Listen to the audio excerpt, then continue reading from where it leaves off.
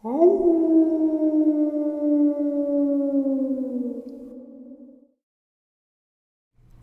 greetings and salutations, everyone. I hope everyone is doing well today. Today I have a terrifying upload to share with you all. Before we get into it, though, a couple links. As you know, I rely on Patreon, PayPal, and my merch to help the channel to continue to grow and go. The links to Patreon and PayPal are in the description below. My merch displayed directly under the video. Also, Dogman Frightening Encounters, Volume 1, 2, and 3, the audiobook versions. They were written and researched by Tom Lyons, narrated and produced by me, Jeffrey Nadolny. Those audiobooks are available on Audible, Amazon, and iTunes, the links to which are also in the description as well. And finally, last but definitely not least, if you'd really like to help support this channel to continue to grow and go, simply subscribe, click the like button, and please leave a comment. It really does help, and it does matter. And now, everyone, I have taken far too much of your time. Let's get on with today's upload, shall we? Today's first encounter. I live in the small town of Milford, Michigan. I've heard stories, but I wasn't too sure about what they were describing. A tall creature that creeps on all fours until startled or enters chase, then proceeds to stand on two. A tall, dark figure that looks like a dog. I thought these people must be crazy. Deer can do some weird stuff. My friend recently shared an encounter he had about a year ago. My friend, let's call him Sam, went outside to have a cigarette at around 1 o'clock in the morning. His yard has a hill that slopes down from his circle driveway all the way to a flat area near his basement door. If you walk out of his basement, directly in front of you is a pond, and to the left is a shed they used to use. At first, he noticed nothing, but as he looked closer, he noticed a dark figure on all fours. He took out his cell phone and shined the flashlight on this creature. To his surprise, this thing stood on two legs, screeched at him, and ran off into the woods. He told us about this encounter the next morning, and then took us to the spot he saw. Sure enough, dog prints. That wasn't really unusual, though, because he lives next to a subdivision, and we've already helped his neighbors find their dogs about 3 times since they moved in. So we shrugged it off. He then brought me into the woods where the creature ran into, and there was a clear path that something took to get through. As much as Sam tried to convince me, I still thought it was a deer until recently. A couple of weeks ago, I went for a drive to go to Walmart to pick up some beer, just to relax and hang out with friends. Everything was perfectly fine. The moon was out, so you could see just a little bit. There was no snow or rain, just a little dampness on the road from the previous rainfall about an hour beforehand. I was on my way back to my house, and I was driving up this curvy hilled road, up to the top of the hill, the only one in my subdivision. And I noticed something in my neighbor's yard. Now, I see deer in the subdivision all the time, and I've actually hit one on one occasion. So I decided to slow down. This thing was definitely the same size as a deer, so I didn't have any second thoughts, that is, until I got close and it ran out in front of my car. Now, normally when a deer runs in front of your car, they either freeze or run right by, and there are normally 2 or 3 of them. This was a single case, and when it ran across the road, albeit on 4 legs, it didn't run the same as a deer. When it ran, it didn't lift its head. It had it low to the ground, and it looked like it was sniffing something. It then lifted its head and looked, more like glared at me, and bolted off to my right. But not before, shortly after stopping right out of my view. I could still see the figure standing there, but I couldn't make out what it was. All I could see was it was standing on its hind legs, and what looked like it was staring at me. I kept trying to get my eyes to adjust from the bright of my headlights to the dark of the side of the road, but it just wouldn't happen. When I tried to turn my car around so I could shine my headlights at it, it bolted down the hill into the woods, all the while staying on 2 legs. I still remember the face that I saw when that thing glared at me. It looked like a wolf, but was the size of a buck. That was the scariest moment of my life, and I have never seen anything like that before. I've Googled some info about it and found something about the Michigan Dogman, but I don't want to be classified as one of those crazies. I can still see it standing on its hind legs, looking at me in the dark. Tonight's second encounter. 8 years ago, when I was 16, I lived with my mom, my two sisters, in a house that could only be described as creepy, maybe borderline haunted. Hell, maybe definitely haunted is the best way to describe it. I'd always been fascinated by the thought of ghosts, but terrified of it and skeptical at the same time. But all it took was one night to completely convince me. There are things we not only shouldn't meddle with, but should respect and show great caution towards. Our house was in a moderately wealthy suburban area, roughly 45-minute drive outside of an average Midwestern city. Think lots of lush trees, winding roads, nature preserves, public schools with very high standards, and a lot of history. We'd been living there for a few years, and we'd begun to notice strange things happen late at night. Almost always when we were separated from each other, sleeping in separate rooms, or when one of us was home alone. Strange noises, dramatic changes in temperature, electronics behaving strangely. Our pets, 2 dogs and 2 cats, acting odd. One time, we had 2 house cleaners quit in the middle of their appointment at our house, looking pale and terrified, convinced they had heard voices whispering in their ears while they were vacuuming the basement. Another time I had a friend stay over who woke me up at 4 a.m, begging me to let him sleep in my room, claiming he woke up and saw a figure watching him sleep. I had always written these occurrences off as being creepy, but nothing to worry about. I just assumed they were rational explanations behind everything. Until this one night, the night that changed my life. The night that made me believe. I'd just gotten back home with 2 of my friends, Evan and James. It was 1 a.m, and we had been out late for a high school football game. We had picked up some fast food on the way home. We're sitting in my basement. The basement was finished and very large. My bedroom was down there, an office as well. And there was a sort of second living room with a big TV, futon, and chairs. We were playing Xbox, Halo of course, and joking around, when we heard a door slam upstairs. We thought it was strange, so I went upstairs to take a look. The door to the garage, oddly enough, was wide open, and the garage door itself was also open. There was no one in the garage, however, so I closed the garage door, closed the door to the garage, and locked the deadbolt. I walked around the house, couldn't find anyone, and nothing seemed out of ordinary, so I shrugged it off and went back downstairs. It was 5 minutes later when we heard the same door slamming sound, this time even louder and twice in a row. It sounded like someone was slamming the door in a rage. We paused the game, and this time Evan and James went upstairs with me. We checked the door to the garage, and it was wide open again. The garage door was still closed. We were all thoroughly freaked out, but being 16-year-olds and wanting to seem tough, we managed to turn our fear into anger. We assumed someone had broken into the house. We grabbed various weapons. I grabbed a baseball bat, Evan pulled out his Swiss Army knife, and James grabbed my pellet gun. We went through the entire house. We checked every closet, every cupboard, and every room. I checked on my little sisters. They share a bunk bed. They were both sleeping soundly. I checked my mom. She was asleep as well. Both of the dogs were in her room, and the cats were on the windowsill.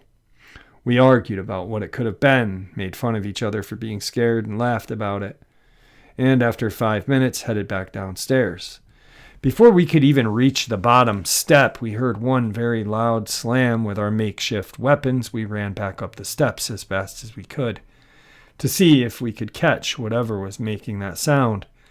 This time, the door to the back porch was wide open, and we heard footsteps.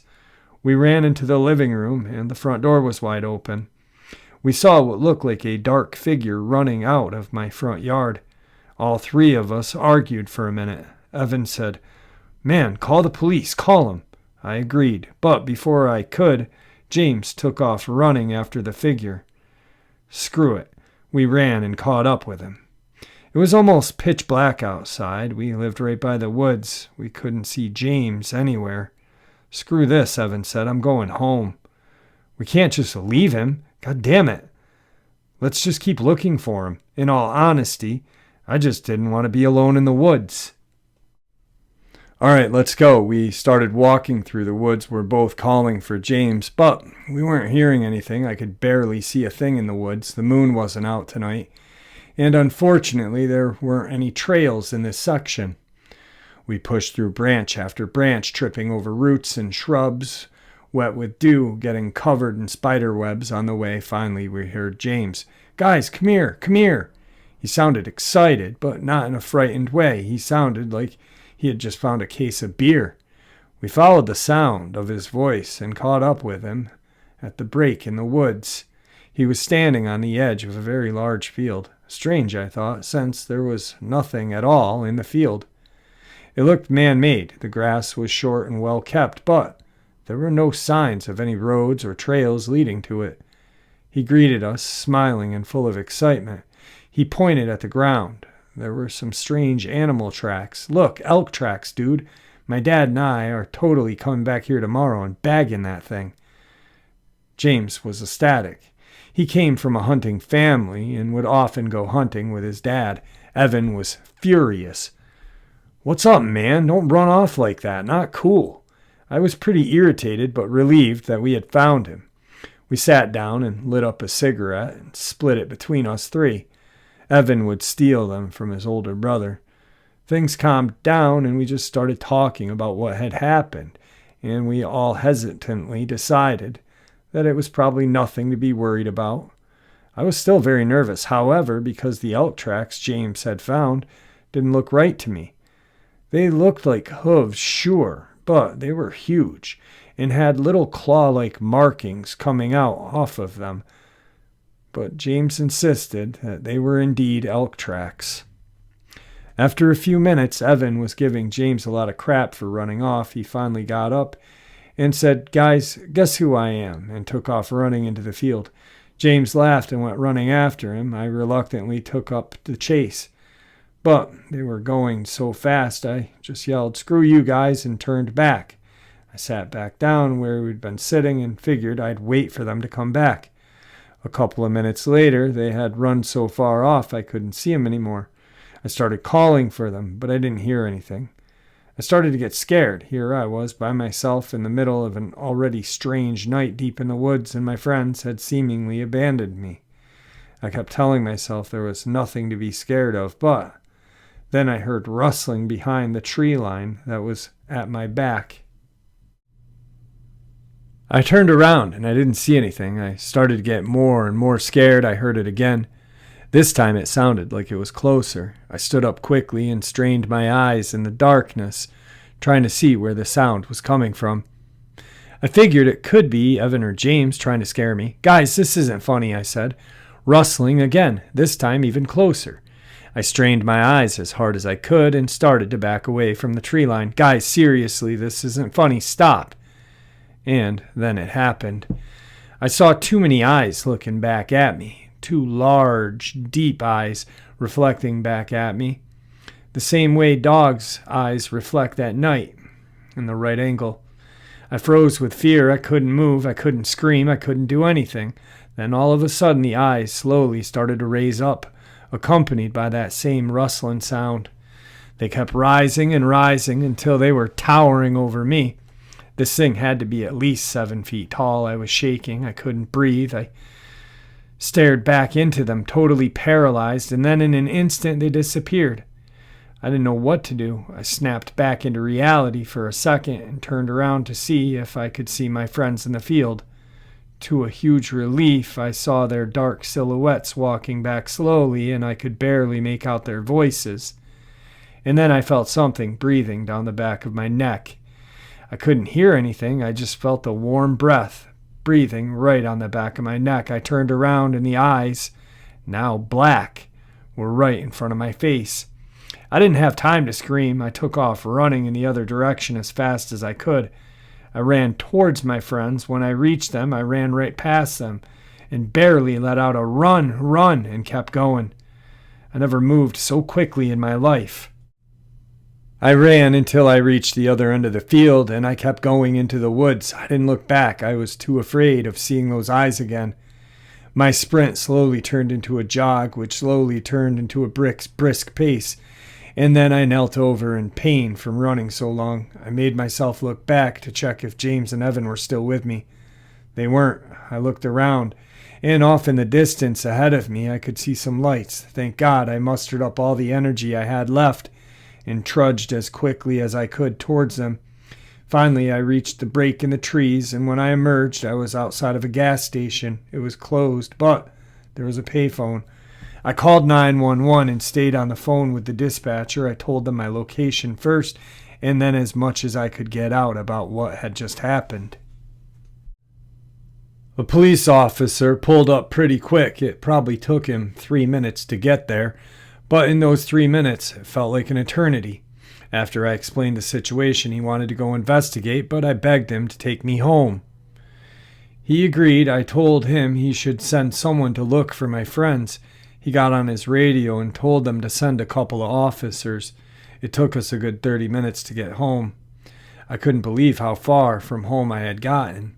He came to my house with me and woke my mom up. He checked every room to make sure nothing was there, spoke with my mom for a few minutes, and I fell asleep on the couch. I didn't hear from my friends all weekend. It wasn't until Monday that I learned James and his family were moving to another neighborhood. No explanation why. Wednesday, Evan showed up to school and he looked horrible, pale and downtrodden. I asked him over and over what had happened, but all he could say is, "I don't want to talk about it. I don't want to talk to you." We became distant and stopped hanging out. It wasn't until, a while ago that I talked to him for the first time since the ordeal. His account was that he saw the same red eyes, ran until he was out of breath, somehow found his way home, and got there at 7 a.m. His parents questioned him, and he lied. I just woke up early and wanted to come home, so I walked. The next day, his parents couldn't find his dog, an outdoor dog, but they found scratch marks and blood on the dog house, and they never saw his dog again. Tonight's third experience. West Pennsylvania, on Crescent Mountain in 1965. I was 7. I was exploring the woods with a friend who lived in the area. We crossed a stream at the bottom of a ravine and went up a hill. Maybe a mile up slope in trees, we came upon a dome made of interlaced tree branches. It was tall enough for me to enter without bending over. I did so. It stank horribly. Inside, we found fresh timothy grass lied out in kind of a pallet or a bed on one end. There was no debris of humankind anywhere, but there were small bones and sticks. We couldn't stand the odor and backed out, then felt we were being watched from up the slope. Growing nervous as dusk fell, we left and fast. Told his dad about it, who dismissed it as hobo's hutch. We found many of those. It was not a person who made what we had found. We glimpsed a shadow moving and maybe a glint of eyes as well. Reflective eyes can be down to something as simple as a lurker wearing glasses, we were told, but it had felt more animal than hobo to us. One foggy Saturday morning, I was again visiting my friend. We preferred roaming the woods to wandering town where we lived. We were sprawled on the floor watching an old horror movie neither of us understood. I think it was Dementia 13, which seemed incoherent. It did feature a good many spooky images and jump scares, so it held out our interest, especially with the fog that day. We heard a thump on the front door. Glancing across the living room, we saw a dog's face gazing at us through the middle 3 narrow windows set high on the door. It would have had to have been 6 to 7 feet tall to peer through those windows. Its gaze shined, and we both screamed, thinking, werewolf. As we gaped, it dropped down below the door's windows nervously. We peered out the picture window that took up most of one wall. In the fog, we saw it again, moving past just far enough away to be a little more than a shadow. Thing is, it was upright. It was sort of hop walking on its hind legs. Its forelegs were held out in front. This sight scared us even more. When it vanished, headed toward the tree line, we talked about whether the thing we had just seen could be what had made that domed nest we'd found not too long back. At the time, this seemed reasonable to us. We knew, though, not to tell his parents about a huge dog thing looking through the front door windows. We didn't want to be ridiculed again. But we did learn to be more careful when playing in the woods. Only years later did I hear about the Ohio Grassman, a Sasquatch analog for the area, where we fell within its range. Later still, western Pennsylvania began experiencing a cluster of what people called Dogman. Supposedly, it was pretty much what my friend and I had seen as kids, peering through his front door's windows and moving past his house as it went toward the trees. I'm glad we didn't encounter it directly either time, but kind of wish we had seen it more clearly before it moved away. Still gives me the chills thinking about being out in that mountain at dusk with something like that. Or what would have happened had it gotten through that door. Tonight's final part of the upload is a subscriber submission. Jeff, longtime listener to your channel, never wanted to share before, but felt it my duty since I've been seeing what you've been doing. This is a case that you have never looked into, but has been near and dear to my heart because, well, you'll see. When I first took the job as a pest exterminator, I was told I would have my fair share of unpleasant encounters. Nothing, however, could have prepared for me of what I would discover at Susan Powell's home one cold December morning in Utah. It started when I received a complaint from her husband, Josh, about a persistent scraping noise that was keeping him and his wife up throughout the night. I proposed that it was a rodent and asked him if they had tried poison traps, which he said wouldn't work since the noise was coming from within their bedroom wall. Next, I told him to check around the exterior of his house for any noticeable holes where a rodent had slipped through. He said there were none. Running low on options, I called Powell's landlord and asked him about the foundation. He mentioned that there was a hinged door that would provide access to a crawl space beneath the house. I decided to settle on the idea that it was nothing more than a curious mole who had managed to tunnel underneath the house. I brought over several below-ground mole traps that resembled a smaller version of what fellow pest trappers like me call a bear shoe, and helped Josh set them up around the house. A few days later, Josh called me again and said the scraping hadn't stopped, so I told him I'd come over and take a look under the house. When I arrived, I was greeted at the door by Susan, who looked like she hadn't slept in weeks. Bags under her eyes were dark as her pupils. Her hair, which was neatly combed only a few days ago, now hung wild and matted like an old sticky mop. She called for Josh, and I met him out back by the old hinged door. He yelled through the floor for Susan to bang on the bedroom wall, and we crawled hand and foot to the spot. I carefully analyzed the dirt as we went, but I couldn't find any evidence of pests. Instead, it looked as if it was painted. There were streaks like brush strokes running every which direction. When we got to the spot, I inspected the long scratches that ran across a small portion of the wall. I'd never seen scratches like this on a building's foundation, and they were surprisingly deep and left the wood slightly splintered. I wasn't exactly sure how to proceed, so I called my boss and sent him pics of the engravings. He suggested that I leave a little of everything down there, so I did. I placed poison pellets along the side of the wall. I placed mole traps surrounding the area, and even placed a bear shoe directly in front of the markings. Nothing, neither coon nor rat, was going to have an easy time getting to that wall. I gave the Powells my phone number before I left. I answered the phone around 1 a.m. to a barely understandable Josh. He was speaking so fast, my still waking up brain couldn't process what he was saying. When he tried to explain again after a deep breath, he told me that whatever it was had stumbled into the bear trap, roared, hit the wall with surprising force. I asked him if it had left, and he said he believed so, but that he feared for his family's safety. I told him he would be all right and that I would install a motion sensor camera outside his house the next day. He sounded disappointed, but agreed and hung up.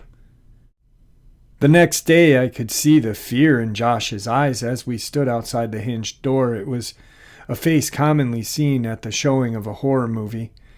There was a slight blood trail leading from the door to a thick patch of woods that shadowed his house. We looked at each other and crawled underneath. The dirt inside was stained with blood and no longer maintained a beautiful brushstroke pattern I had looked forward to seeing. Instead, it was thrown about viciously, as if something had made a quick escape. When we got to the spot, I was shocked to see a few boards lying splintered in the dirt. Whatever this creature was, it was big enough to rip an entire board from the foundation.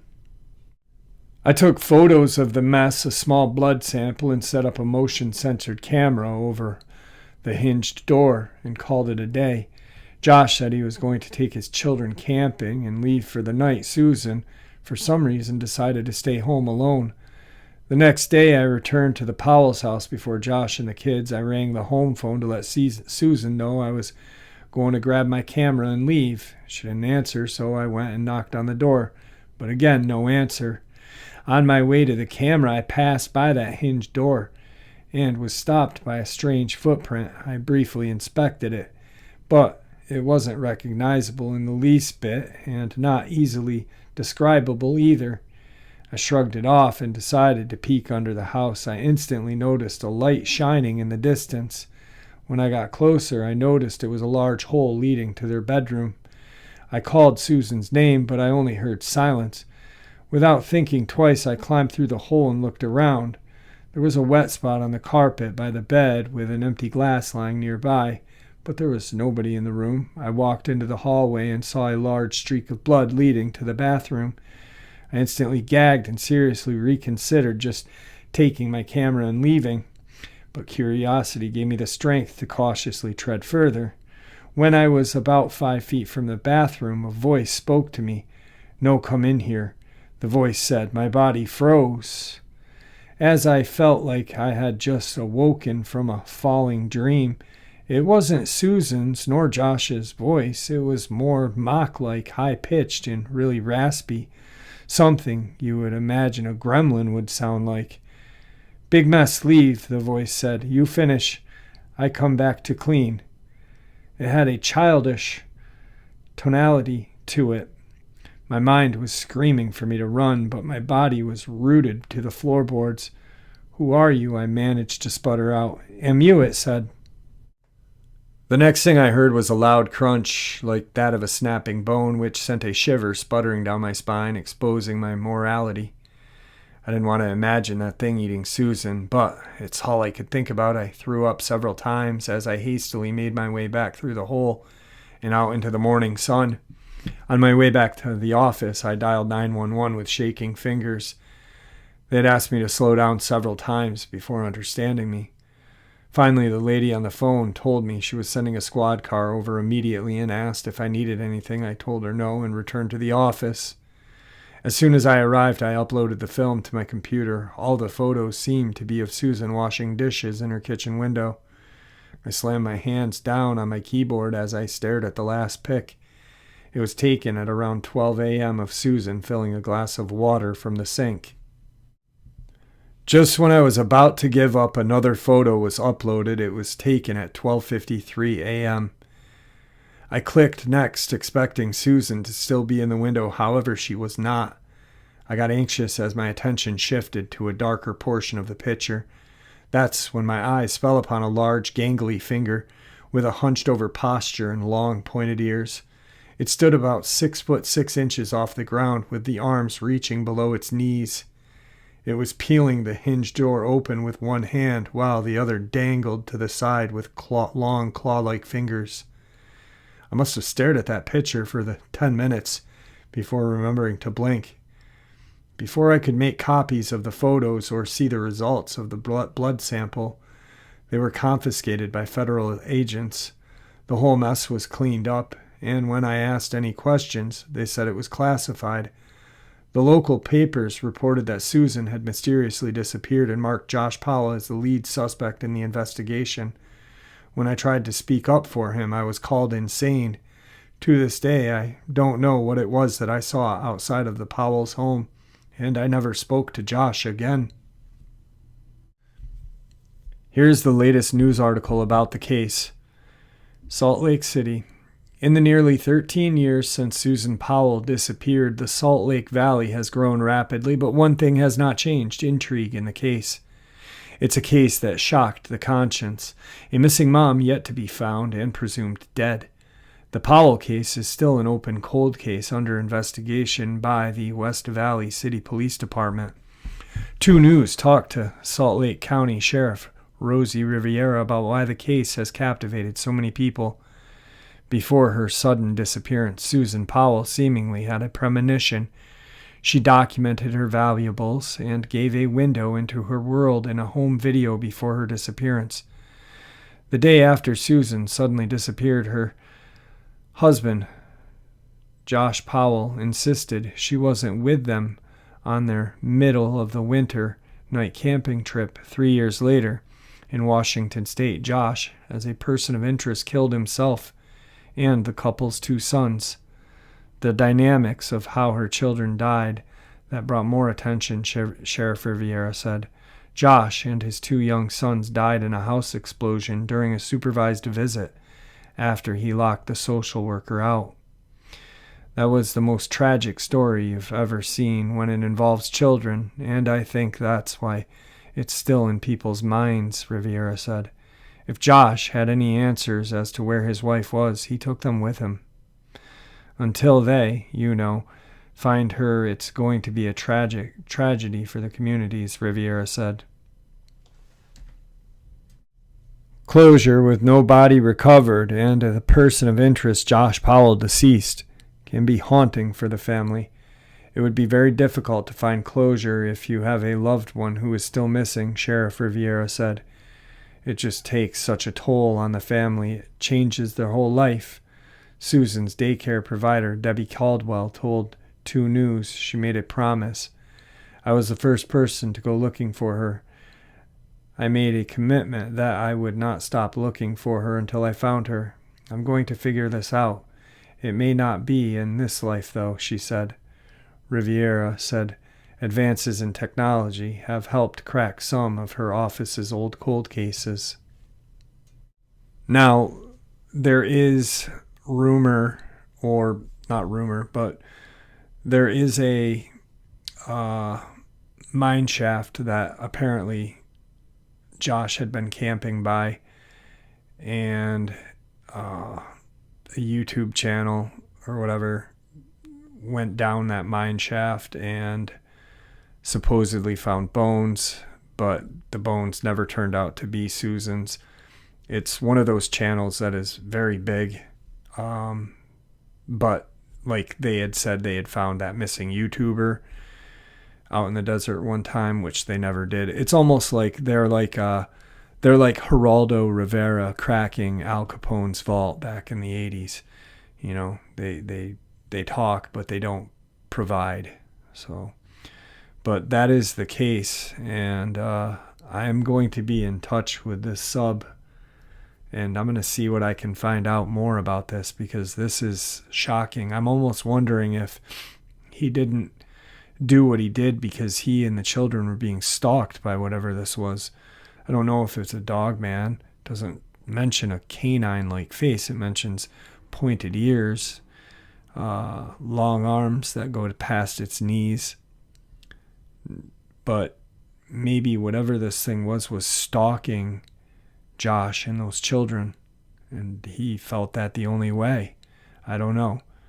It's a sad case. It's a tragedy, whatever it may be, or not whatever it may be. It's a tragedy either way you look at it. But it is very, very shocking, thought-provoking, and terrifying. And with that, my friends, may the Great Spirit watch over us all. And may that Great Spirit guide us down that path that we call life.